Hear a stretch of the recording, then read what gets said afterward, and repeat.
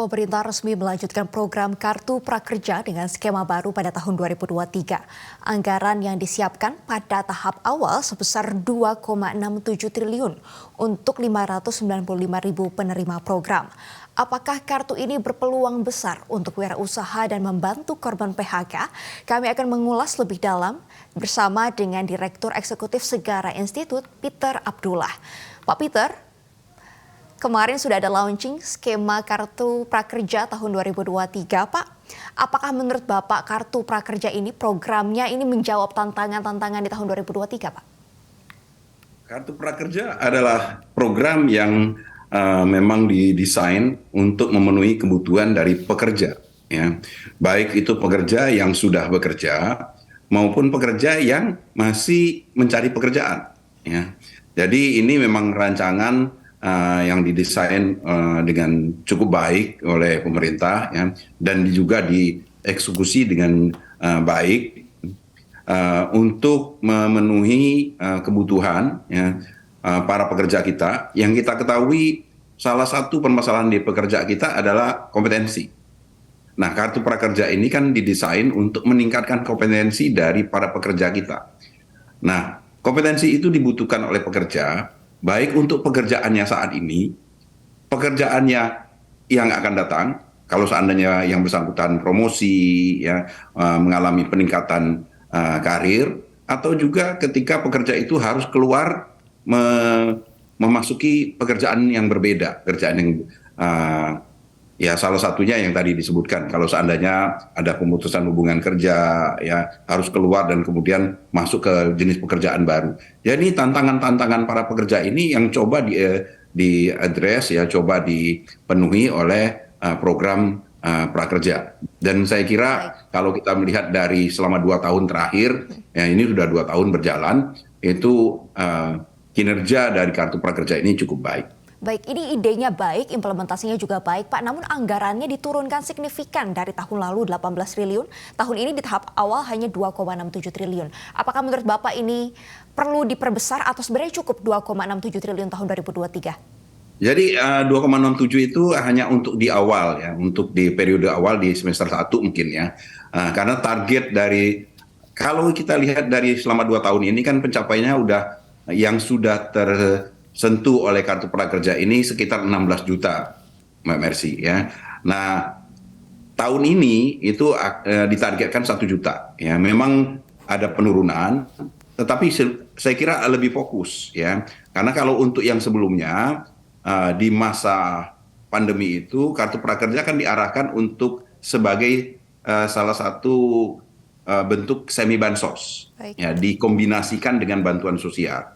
Nah, sementara yang sekarang sudah fokus kembali ke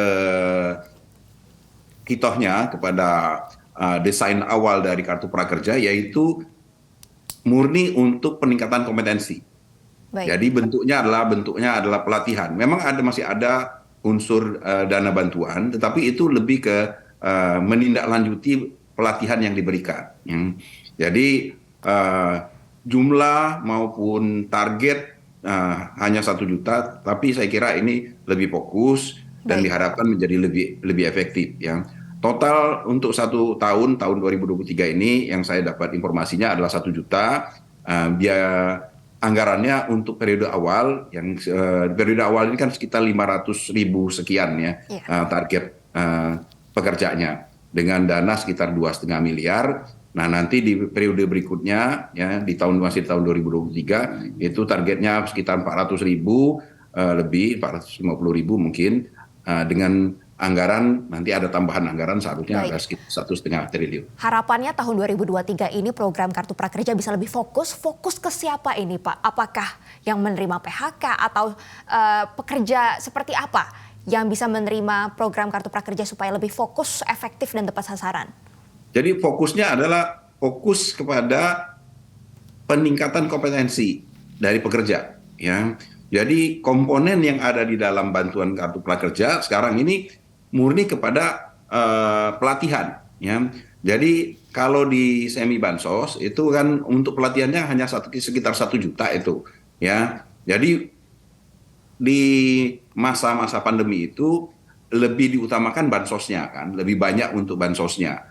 Ya, jadi biaya untuk pelatihan itu hanya sekitar 1 juta satu orang. Ya. Baik. Satu orang 1 juta, sehingga yang diberikan itu banyak, makanya bisa mencapai 16 juta. Nah, di yang tahun normal ini, porsi untuk bantuan pelatihannya itu ditingkatkan dari 1 juta menjadi 3,5 juta. Nah, ini yang saya maksudkan fokus ya.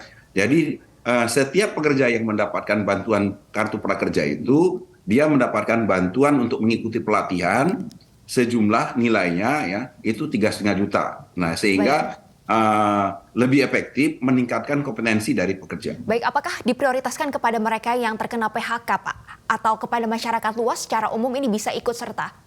Saya kira tidak memfokuskan kepada mereka yang kena PHK ya, karena Baik. ini semuanya sama ya. Mereka memiliki hak dan peluang yang sama, dan kita juga berharap tidak banyak yang kena PHK kan. Baik. Dengan kondisi kita sekarang ini, saya meyakini tidak terjadi lonjakan PHK. Baik, insentif yang diberikan kepada penerima manfaat ini akan bertambah, Pak, dari 3,5 juta sebelumnya ini akan ditingkatkan menjadi 4,2 juta. Apakah takut tidak salah fokus yang ikut program Kartu Prakerja karena ingin mendapatkan insentifnya 4,2 juta dan tidak fokus pada pelatihannya, Pak? 4,2 juta itu kan totalnya, Mbak ya. Jadi dia kan dapatnya 3,5 juta ya. 3,5 juta itu untuk pelatihannya, kemudian ada bantuan tunainya itu 600.000 yang sebenarnya itu adalah insentif untuk menindaklanjuti setelah dia mengikuti pelatihan. Baik. Kemudian ada biaya survei 2 kali, ya itu yang secara keseluruhannya sekitar 4 juta lebih ya. Tapi kalau kita lihat dari percentage ya, 3,5 juta terhadap total bantuan yang diberikan itu kan sangat besar ya. Lebih dari 80% bantuan itu adalah bantuan pelatihan yang diharapkan benar-benar bisa meningkatkan kemampuan kompetensi dari pekerja. Baik, Pak, kalau dulu ini dijadikan program semi bansos, Pak, tapi sekarang kan sudah menjadi program khusus sehingga yang menerima bansos seperti BPUM, PKH ini bisa ikut juga, Pak, ke program prakerja ini. Bagaimana menurut Bapak terkait dengan hal ini? Ya, ini menjadi kombinasi kan. Kalau kemarin tidak bisa dikombinasikan karena kartu prakerjanya sendiri sudah merupakan bagian dari bansos. Ya. Jadi kalau dikombinasikan dengan yang bansos lain menjadi overlapping. Kalau sekarang ini kan benar-benar kartu atau program untuk meningkatkan kompetensi. Baik. Bansosnya sendiri tidak ada bansos di dalamnya. Sehingga kalau ini dikombinasikan, mereka yang sudah mendapatkan bansos masih bisa mendapatkan bantuan kartu prakerja karena sifatnya lebih meningkatkan kompetensi dari pekerja tersebut. Jadi misalnya saya mendapatkan PKH ya, mendapatkan bantuan sosial upah, saya mendapatkan bantuan sosial dalam bentuk bantuan UKM. Nah, ini kan bantuan yang terpisah kan, bantuan sosial. Nah, untuk saya sendiri dalam bentuk peningkatan kompetensi, saya bisa dibantu lagi dengan kartu prakerja. Baik. Jadi ini bisa saling melengkapi ya, Pak, ketika ada masyarakat yang ikut program PKH bisa juga menambah skill melalui kartu prakerja ini. Baik, Pak, harapannya dengan ada kartu prakerja ini seperti apa, Pak, di tahun 2023? Ya, harapannya tentu ya kartu prakerja ini bisa berjalan ya lebih baik ya.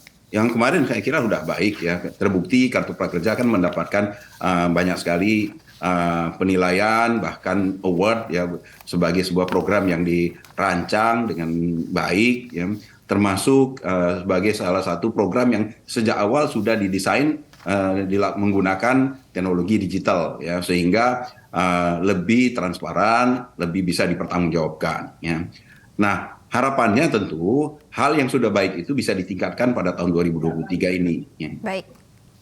Baik, terima kasih Pak Peter sudah bergabung bersama kami. Harapannya juga semoga kartu prakerja ini bisa menjadi salah satu penjawab tantangan ekonomi tahun 2023 ini di tengah ketidakpastian. Sumber daya manusia Indonesia bisa tetap bersaing dengan pekerja-pekerja dari luar negeri. Terima kasih Pak Peter untuk informasi dan juga waktu dan kesempatannya. Selamat kembali bertugas.